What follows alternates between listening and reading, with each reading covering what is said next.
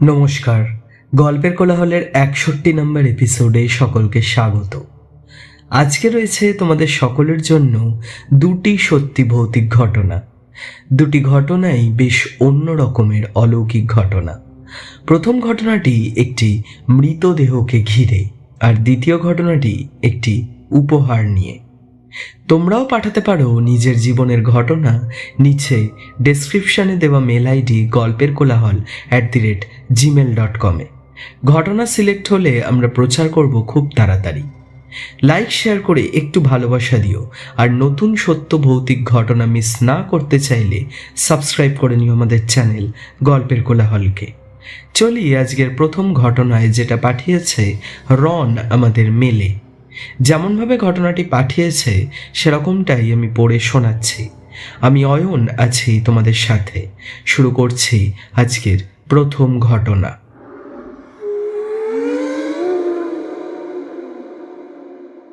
Hello অয়নদা, আমি রন।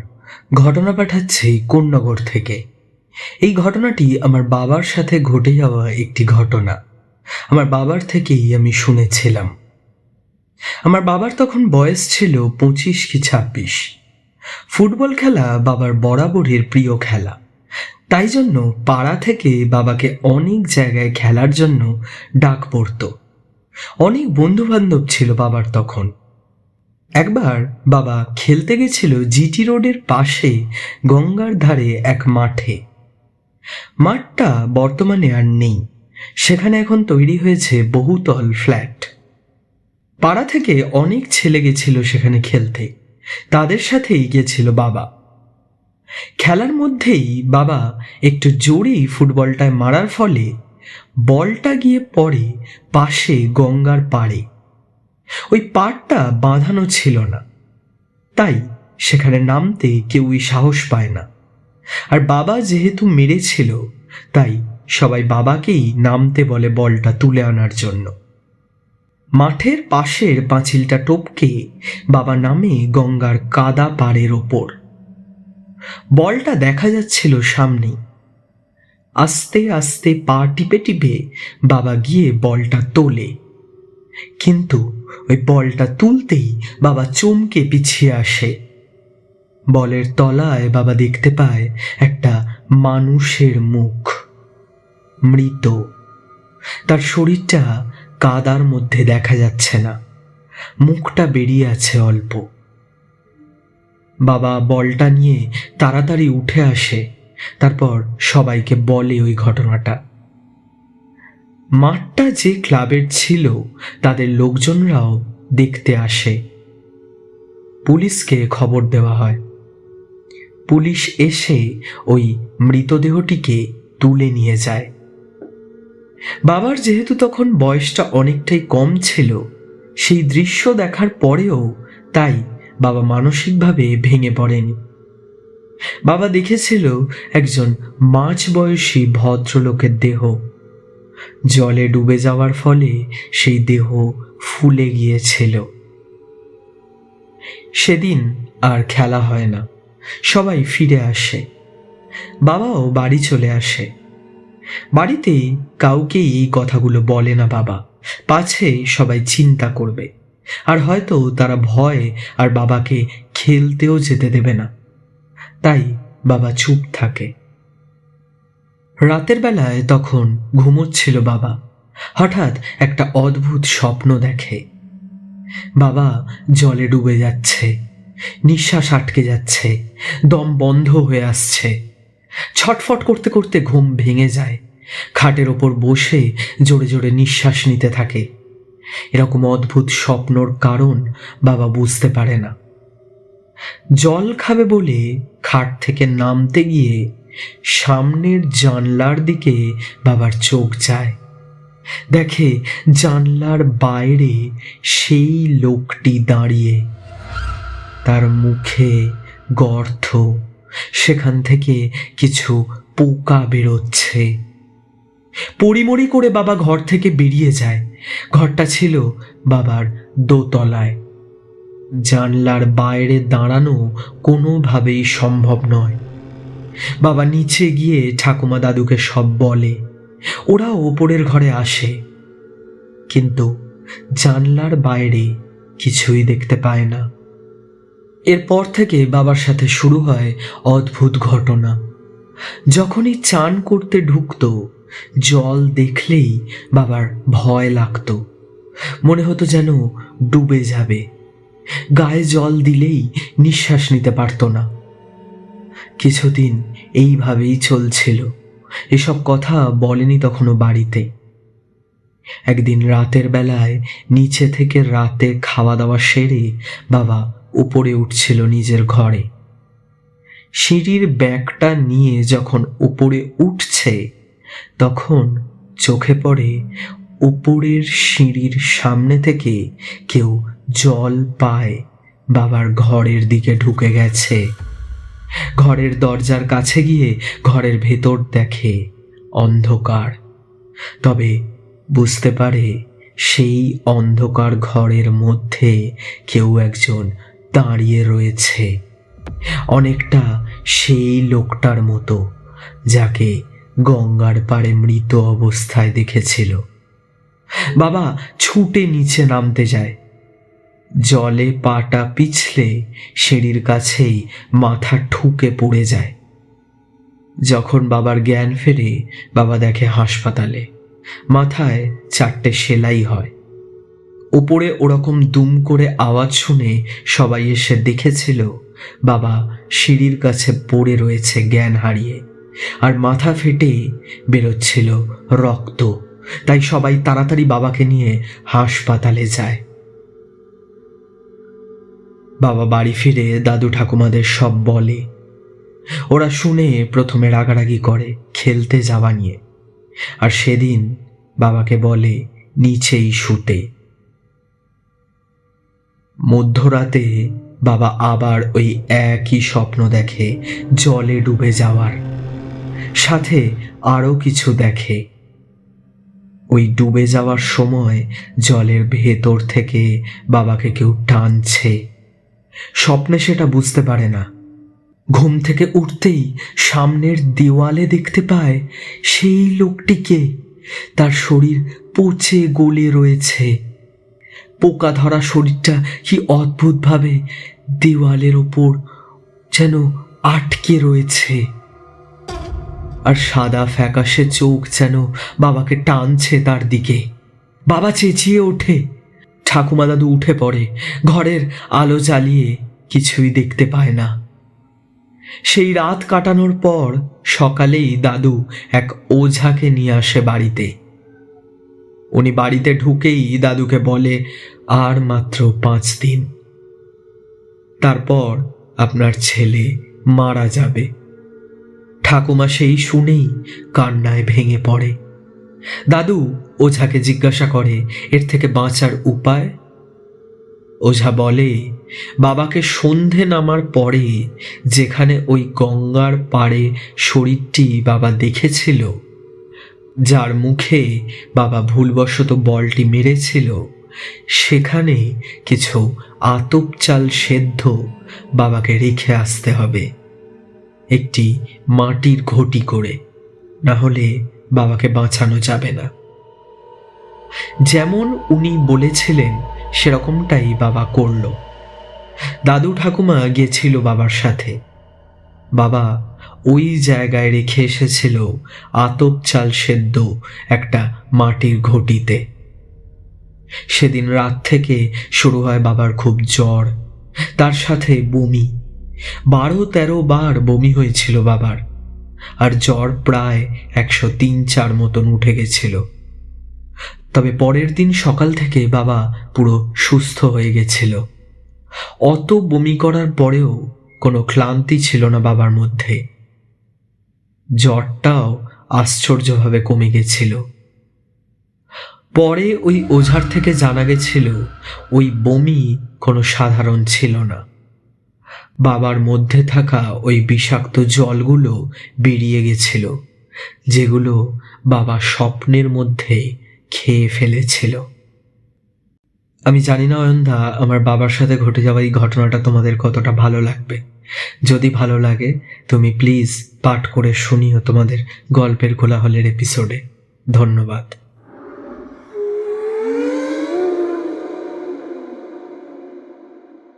রন হয়তো তোমার বাবা ভুলবশত রাগিয়ে দিয়েছিল ওই মৃত ব্যক্তির আত্মাকে, সেই কারণেই এরকম অলৌকিক ঘটনার সম্মুখীন হয়েছিল।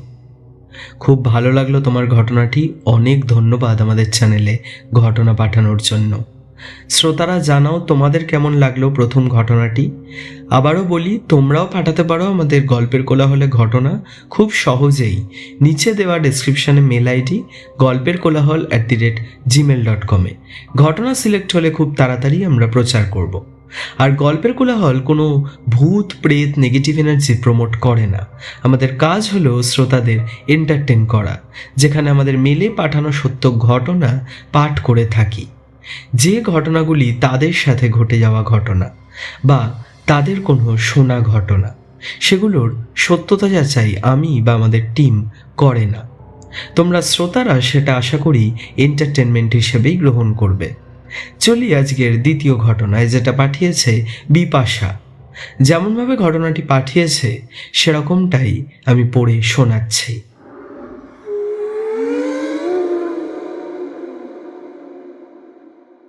হ্যালো অয়নদা, আমার নাম বিপাশা। আমি তোমার চ্যানেলের একজন সাবস্ক্রাইবার। আমি প্রায় সব ঘটনাই এই চ্যানেলে শুনেছি, কিন্তু তার মধ্যে একটা ঘটনা আমার মনে দাগ কেটে গেছিল। সেটা হলো 25শে ডিসেম্বরের সময়, আমার এপিসোডটা খেয়াল নেই, তুমি যে 2টি বা 3টি সত্যি ভৌতিক ঘটনার এপিসোড করেছিলে, তার মধ্যে মৌমিতা নামক যে ব্যক্তি তোমায় অভিজ্ঞতার কথা বলেছিল সেটা। কারণ আমার সাথেও সেরকমই একটা ঘটনা ঘটেছিল আমার বিয়ের সময়, যেটা আজ থেকে ঠিক 2 বছর আগেই ঘটেছিল। সেই ঘটনার কথাই আজ আমি তোমায় লিখে পাঠাচ্ছি। ছোটবেলা থেকেই আমার কাছে আমার মামা ছিল সব থেকে প্রিয় মানুষ। আমার মামা বিয়ে করেনি, তাই আমাকে তার মেয়ের মতোই ভালোবাসত। আমার মামার বাড়ি মালদায়। দাদু দিদা মারা যাওয়ার পর মামা একাই থাকতো সেখানে, আর মাঝে মাঝে আমাদের কাছে এসেও থাকতো। আমার বিয়ে ঠিক হওয়ার কথা শুনে মামা খুব খুশি হয়েছিল। শুভমকে আমার মামা খুব ভালোবাসত। শুভম হচ্ছে আমার বর। বিয়ের পাকা কথা থেকে শুরু করে বিয়ের 1 সপ্তাহ আগে অবধি সমস্ত কাজ সে নিজেই করেছিল। কিন্তু হঠাৎ করেই আমার মামাকে বিয়ের দিন সারাদিন দেখতে পাই না আমি আর। মা বাবাকে জিজ্ঞাসা করাতে তারা বলে মামার অনেক কাজ, এই দিক সেই দিক ছোটাছুটি করছে, তাই আমি দেখতে পাচ্ছি না। আমার মনটা মানে না, এখানেই আছে অথচ আমি দেখতে পাচ্ছি না। মামাও একবারও আসছে না আমার কাছে, কোনো ছবিও তোলা হলো না। এইসব নিয়েই ভাবছিলাম। তারপর এত লোক বিয়ের, এত রিচুয়ালস, সব কিছু করার মধ্যে আর মামার কথা খেয়াল আসেনি। বাসর রাতে যখন বসে আছি মামার কথা মনে পড়ে। আমি তো ভাড়া বাড়িতে ছিলাম। মাকে ফোন করি। মা বলে মামা মামার বাড়ি চলে গেছে, পরের দিন অফিস যেতে হবে। আমি শুনলাম, কিন্তু তাও মনটা খারাপ করছিল। আমি বাথরুমে যাব বলে ঘর থেকে বেরোই। হঠাৎ মামার গলা শুনতে পাই। দেখি মামা এসেছে। আমি মামাকে দেখে জিজ্ঞাসা করি, তুমি বাড়ি চলে গেছিলে মা বলল? মামা হেসে বলে সে বাড়ি যাবার আগে একবার আমার সাথে দেখা করে গেল। আমি খুব রাগারাগি করলাম যে সারাদিন তাকে দেখতে পাইনি আর কোনো ছবিও তুলতে পারিনি। মামা বলল ফোনেই সেলফি তুলতে। আমি তাই তুলি মামার সাথে সেলফি। তারপর মামা চলে যায়। পরের দিন আমি শ্বশুর বাড়ি চলে আসি। রাতে একবার মামার সাথে দেখা হয়েছিল, সেটা আর কাউকে বলা হয়নি। রিসেপশনের দিন আমার বাড়ি থেকে সবাই আসে, কিন্তু আমার মামা আসে না। আমার মা আসবে বলেছিল, কিন্তু সেও এলো না। আমার খুব মন খারাপ লাগছিল। মাকে ফোন করি। মা খুব আস্তে আস্তে কথা বলে। গলাটা শুনে ভালো লাগলো না আমার। বাবা বলে মামার কাজের জন্য মামাকে অফিস যেতে হয়েছে, কিন্তু মামা তো ছুটি নিয়েছিল আমার বিয়ের জন্য। পরদিন যখন আমি শ্বশুরবাড়িতে আমার সব গিফটগুলো গুছিয়ে রাখছিলাম, তার মধ্যে দেখি একটা গিফট, সাথে একটি কার্ড।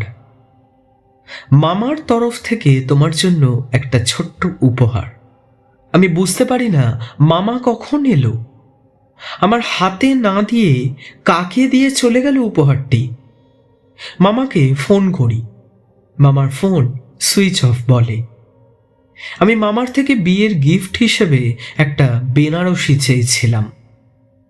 গিফট প্যাকিংটা আমি খুলে দেখি সেই নীল কালারের বেনারসি। আমি সঙ্গে সঙ্গে মাকে ফোন করি। মায়ের কথা বলার অবস্থা আর ছিল না। সেদিন বিকালেই মা বাবা সবাই আসে আমার শ্বশুর বাড়িতে। শুভম আমার বর সবই জানতো, কিন্তু সে আমাকেও কিছু বলেনি। আমার মা এসে দেখে আমার হাতে ওই গিফটের বাক্সটি। আমার মা আর নিজেকে সামলাতে পারে না, কান্নায় ভেঙে পড়ে। তখনও আমি বুঝতে পারি না যে কি হয়েছে। তখন বাবা আমায় বলে, আমার বিয়ের দিন সকালে তখন আমি ভাড়া বাড়িতে, মামা আমাদের বাড়িতে বিয়ের জন্য সব কাজ করছিল। হঠাৎ মামার হার্ট অ্যাটাক হয়। সঙ্গে সঙ্গে হাসপাতালে অ্যাডমিট করা হয়, কিন্তু বিয়ের দিন মাঝরাতে মামা মারা যায়। আমি শ্বশুরবাড়ি চলে আসার পর বাড়িতে মামার মৃতদেহ আনা হয়েছিল। আমি এসব শুনে অবাক হয়ে যাই। কিছুতেই আমার বিশ্বাস হচ্ছিল না। তখন আমি সবাইকে বলি যে বিয়ের রাতে তো আমার মামার সাথে দেখা হয়েছিল, মামা তো দেখা করতে এসেছিল আমার সাথে। এই কথা শুনে সবাই আমার দিকে তাকায়। আমি ফোন থেকে সেই তোলা ছবিটা দেখাতে চাই, কিন্তু ফোনের গ্যালারিতে কোনো ছবি আমি খুঁজে পাই না। আমার মন মানতে চাইছিল না। সব শুনে খুব মন খারাপ হয়ে যায় আমার। আমি এসব কিছুই জানতে পারলাম না, আর মামাকে দেখতেও পেলাম না। কিন্তু এই উপহারটা কোথা থেকে এলো? শুভম আমায় বোঝায় যে হয়তো মামা গিফটটা তত্ত্বের মধ্যেই রেখেছিল, তাই হয়তো তত্ত্বের সাথেই এখানে এসেছে। কিন্তু এখানেই শেষ নয়। অষ্টমঙ্গলায় আমি আমার বাড়ি যাই। আমার কিছুই ভালো লাগছিল না। সব নিয়ম পালন করা হয়। সেদিন রাতে বাড়িতে কেউ ছিল না। শুভম বন্ধুদের সাথে দেখা করতে গিয়েছিল। আমার বাবা মা দোকানে কেনাকাটি করতে গিয়েছিল। আমি বাড়িতে একা মামার ছবি নিয়ে বসেছিলাম। চোখের জল থামছিল না। হঠাৎ একটা ঝোড়ো হাওয়া দিতে শুরু করে, আর নাকে আসে মামা যে পারফিউমটা ব্যবহার করত সেই গন্ধ। কিন্তু ঘরে কেউ নেই। হঠাৎ যেন খাটটা হালকা নড়ে ওঠে, গন্ধটা আরো বেড়ে যায়। মনে হচ্ছে যেন মামা আমার সামনেই বসে রয়েছে, কিন্তু কাউকে দেখতে পাই না। কিছুক্ষণ পর সব স্বাভাবিক হয়ে যায়। তারপর কলিং বেলের আওয়াজ হয়। আমি দরজাটা খুলতে যাই, দেখি বাবা মা এসেছে। আমি দরজাটা খুলে দিয়ে আমার ঘরে এসে দেখি আমার বিছানার ওপর একটা কাগজ পড়ে রয়েছে, আর তার পাশে একটা ফুল। ফুলটা আমার প্রিয় গোলাপ, আর কাগজটা ছিল একটা চিঠি। হাতের লেখাটা বুঝতে কোনো অসুবিধা হয় না যে ওটা আমার মামার হাতের লেখা। চিঠিতে লেখা, তোর সাথে শেষ দেখা না করেই আমি চলে গেছি, তুই সাবধানে থাকিস, মামা সব সময় তোর সাথে থাকবে। কিন্তু এই চিঠিটা আমি যখন সবাইকে দেখাই, তখন সবাই ওটাকে একটা সাদা কাগজ হিসেবে দেখতে পাচ্ছিল। তাতে নাকি কিছুই লেখা ছিল না, কিন্তু আমি লেখাগুলো দেখতে পাচ্ছিলাম। আমি এই গোলাপ ফুল, বেনারসি আর এই চিঠিটা এখনো রেখে দিয়েছি খুব যত্নে। সারা জীবনই হয়তো রেখে দেবো। আর সেই কাগজের লেখাগুলো আমি এখনো দেখতে পাই।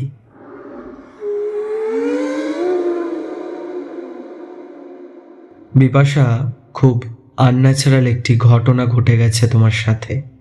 দুঃখজনক তো অবশ্যই। আচ্ছা, তুমি যে চিঠিটার কথা বলছো সেটা যদি কোনোভাবে আমাদের মেলে ছবি তুলে পাঠাতে পারো তাহলে খুব ভালো হয়। অনেক ধন্যবাদ আমাদের চ্যানেলে নিজের জীবনের এরকম একটি সত্য ঘটনা পাঠানোর জন্য। শ্রোতা বন্ধুরা, জানাও তোমাদের কেমন লাগলো আজকের ঘটনাটি কমেন্টে, আর কোন ঘটনাটি বেশি ভালো লাগলো সেটাও জানাও। লাইক শেয়ার করে একটু ভালোবাসা দিও, আর সাবস্ক্রাইব করতে কিন্তু ভুলো না।